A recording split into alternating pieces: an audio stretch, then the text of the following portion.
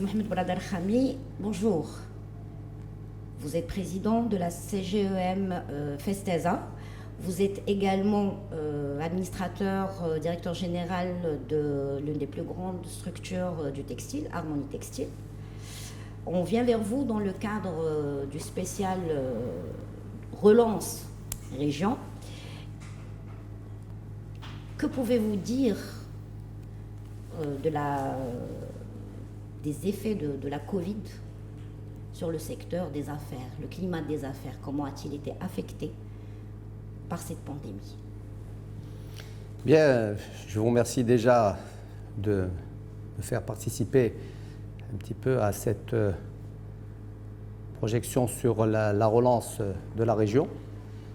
Effectivement, bon, comme nous le savons tous, cette pandémie a été une pandémie mondiale qui a touché quasiment l'ensemble des pays et des régions de la planète.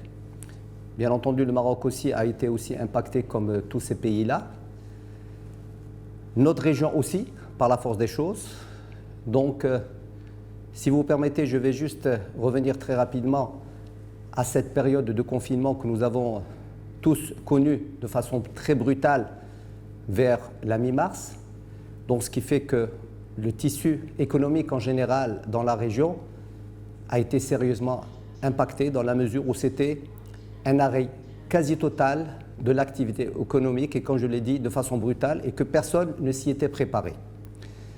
Je reconnais que l'État marocain s'est pris de façon très rapide et donc a pris des décisions très courageuses et très rapides qui ont eu des conséquences relativement assez bonnes sur cet impact-là de cette crise sanitaire.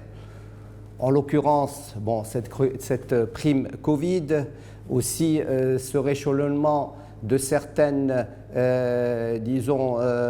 paiements de redevances fiscales, et j'en passe.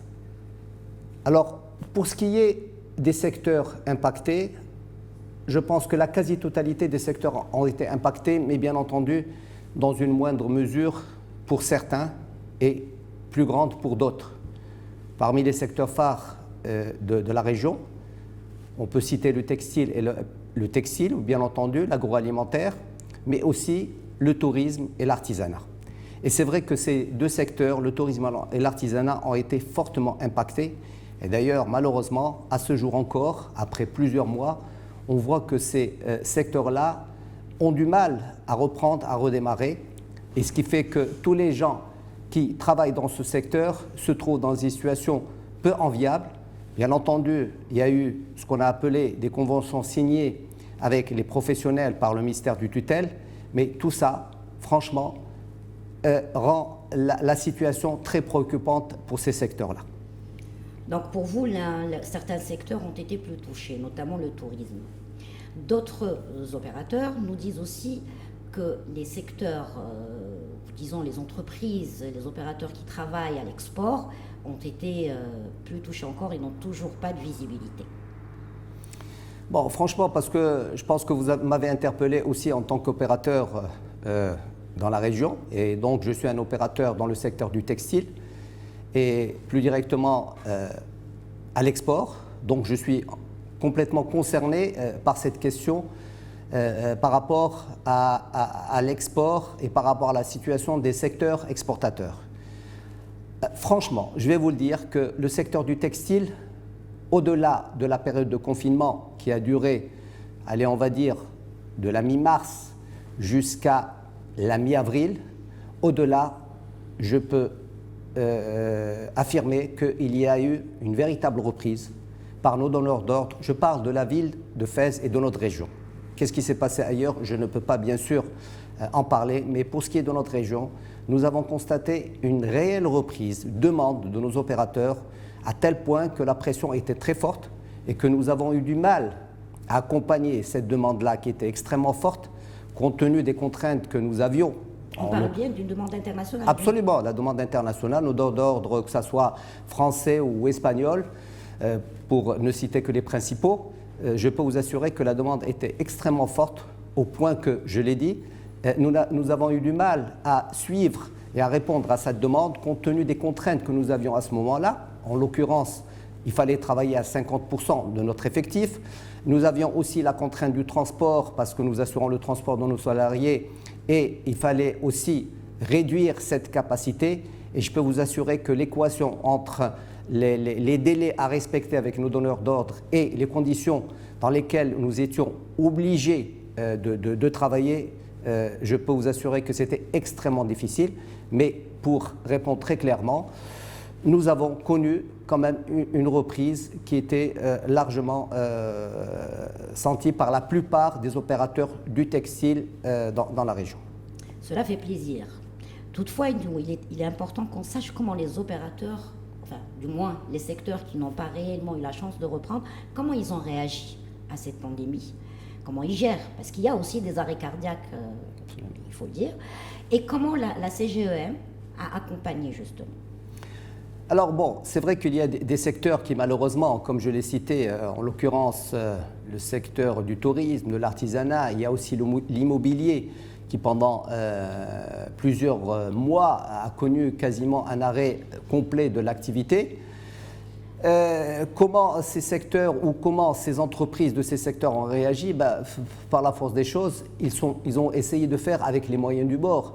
Ils ont essayé bien sûr de faire appel à ce que l'État leur a offert, en l'occurrence tout ce qui est crédit de la situation, crédit relance, crédit oxygène.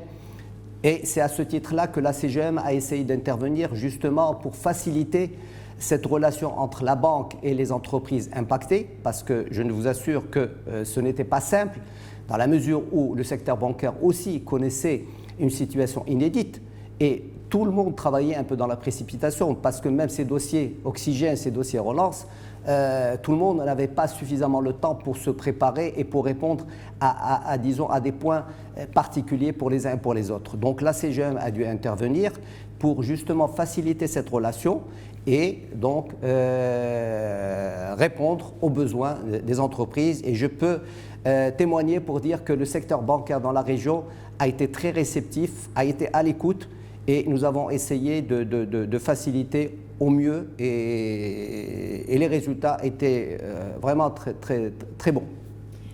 Il faut dire également qu'on a vu chez différents opérateurs de différents secteurs un effort de résilience exceptionnellement spécifique à la région. Je veux dire, par rapport à d'autres régions, on a ressenti ça chez les opérateurs. Et actuellement, on parle d'un plan de relance national. Et puis, on se prépare également pour un nouveau modèle de développement, dans pas longtemps non plus, vers la fin de l'année. En tant que président de la CGM, mais également en tant qu'homme d'affaires, comment pensez-vous que cela va être décliné pour le plan de relance? Et quelle serait la place ou l'importance de prendre réellement en charge la régionalisation dans le nouveau modèle de développement?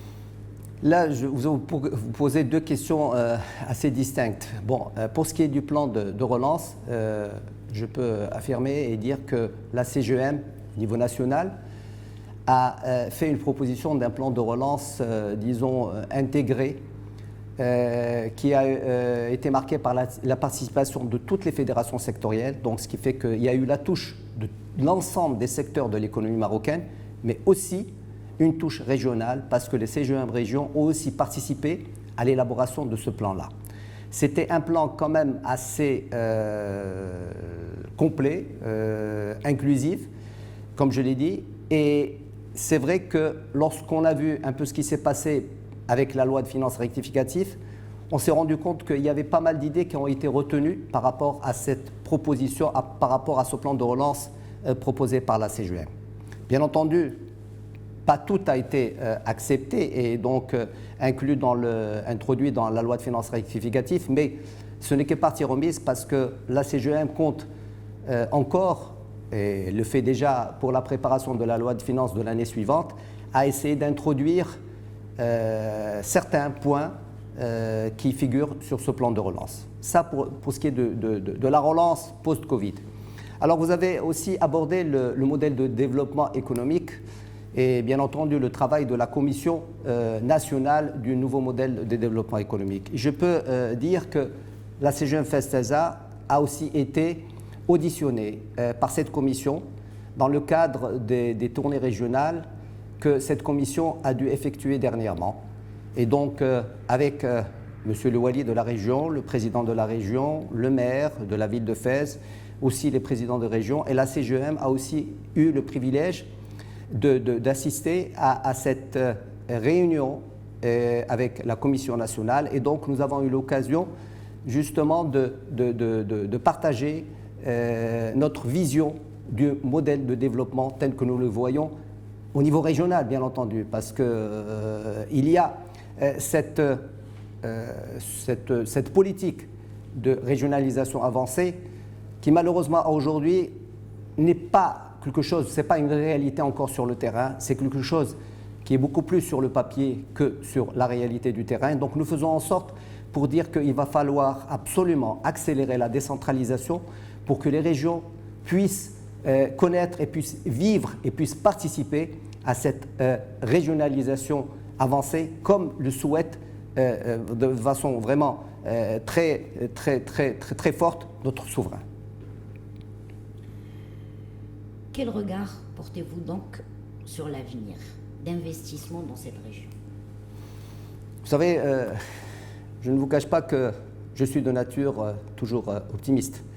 Bien entendu, cette crise, comme je l'ai dit, est une crise exceptionnelle. C'est une crise que jamais encore l'humanité a connu une telle crise de telle ampleur, parce que nous avons connu des crises dans telle ou telle région, dans tel ou tel continent, mais de façon aussi large, je pense que c'est inédit et c'est la première fois. Et encore mieux, c'est qu'on voit que même les grandes puissances ont du mal à bien identifier les capacités de mutation de ce virus-là. Et donc, ce qui fait que personne, encore moins nous, les pays en voie de développement, on peut prédire ce qui va se passer dans les mois à venir ou dans les années à venir. C'est-à-dire quand est-ce que ce virus et cette pandémie s'arrêtera. Je pense que personne ne s'aventurera pour donner une date. Mais, comme je l'ai dit, je suis de nature très optimiste. Et je ne vous cache pas que personnellement, je pense qu'il va falloir absolument se préparer à la reprise. Et il ne faut pas arrêter l'investissement. Parce que si nous ne faisons pas ce qu'il faut faire aujourd'hui en tant qu'opérateur économique pour se préparer, Inch'Allah, à une relance, on risque un petit peu d'être devancé par les événements et que si nous sommes devancés, on risque d'être laissé sur le carreau, excusez-moi pour le terme, et donc devancé par les autres. Donc, je dis que même en période de crise, il va falloir absolument se remettre à niveau, croire en l'avenir et se préparer pour une relance qui, je l'espère, sera excellente. Alors, justement, en parlant de reprise, comment vous, en tant qu'homme d'affaires et comme gestionnaire d'une assez importante unité industrielle, comment vous vous êtes préparé ou comment vous êtes en train de vous préparer à cette reprise? Comme je l'ai dit, moi j'y crois, personnellement j'y crois et effectivement nous devons nous préparer à cette reprise. Alors pour ce qui me concerne, je fais en sorte comme si, franchement, la crise n'est pas là. Il faut prendre des risques. Bien entendu, des risques mesurés. Bien entendu, il ne faut pas sauter dans le vide non plus. Mais il faudrait se préparer, prendre des risques. Vous allez me dire, bon, qu'est-ce que je fais moi? Moi, je fais en sorte pour que peut-être ma capacité puisse être encore plus importante. Ma question était surtout par rapport à la gestion interne, c'est-à-dire dans quelle mesure, justement, aujourd'hui, vos employés respectent-ils ou est-ce que vous les sensibilisez pour respecter justement ces mesures sanitaires? C'est plus dans ce sens, effectivement. Non, ça sur ce point-là, je pense que justement la CGEM a beaucoup travaillé aussi dans ce sens-là et tout le monde a été au courant de tous les kits et tous les guides qui ont été élaborés par la CGEM. Et d'ailleurs, ça a été pris comme référence par beaucoup d'institutions et même des administrations, des guides sanitaires avec toutes les mesures qu'il fallait prendre en cette période de Covid-19. Pour ce qui me concerne, bien entendu, je suis très respectueux de ces mesures-là. La distanciation, disons les mesures avec tout ce qu'il faut pour pour nettoyer le matériel, pour se laver les mains. Le masque, bon, bien entendu, nous ne portons pas de masque là tout de suite, mais il y a la distanciation et nous avons quand même de l'aération dans le lieu où on se trouve. Mais je peux vous assurer, peut-être on aura l'occasion de le voir tout à l'heure, c'est que tout l'ensemble des salariés du groupe sont dans l'obligation de porter un masque. Bien sûr, la distanciation est respectée. Pas uniquement à l'intérieur de l'atelier, mais aussi au moment du transport du personnel, parce que nous assurons le transport du personnel et donc nos moyens sont multipliés par 3 ou 4 pour justement respecter ces mesures-là sanitaires en cette période de Covid. Monsieur Brada, merci beaucoup pour ce discours positif et bonne reprise à la région. Voilà. Je vous remercie.